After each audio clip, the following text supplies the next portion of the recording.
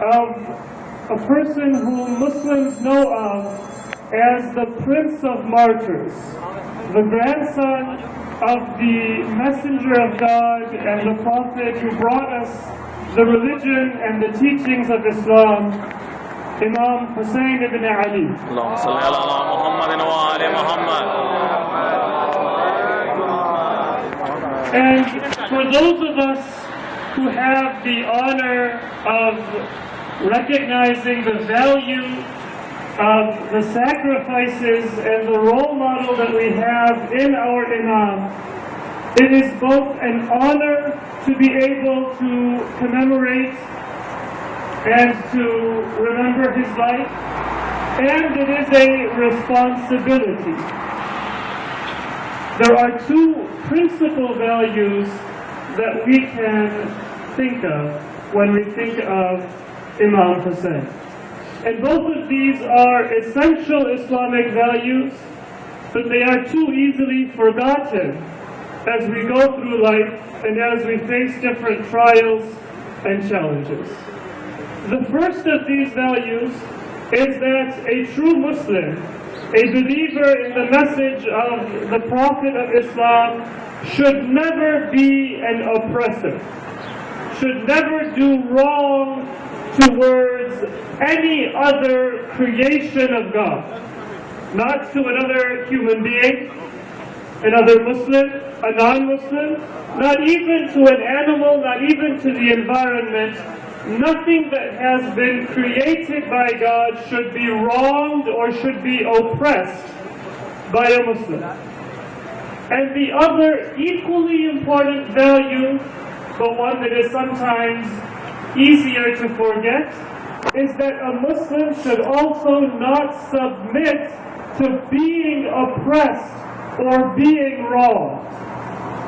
That is symbolized in the motto of Imam Hussein, which has become the eternal motto of his followers: Hayhat minna dhilla. Hayhat minna dhilla. Hayhat minna dhilla. Hayhat minna dhilla.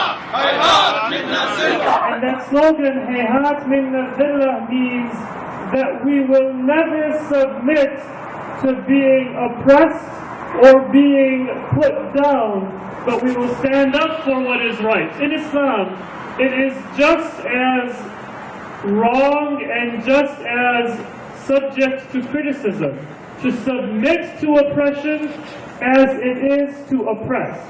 Because if a person submits to oppression, that person is allowing an unjust system, allowing oppression to continue. So in Islam we have two values that are represented in the life and in the struggle of Imam Hussein. One is that a Muslim should not oppress, and the other is that a Muslim should not submit or allow themselves to be subjected to injustice. But sometimes both of those principles cannot be maintained together. We have a choice either between oppressing or being subject to oppression. And when there is a choice, the natural tendency of every human being is to prevent harm from coming to our own selves.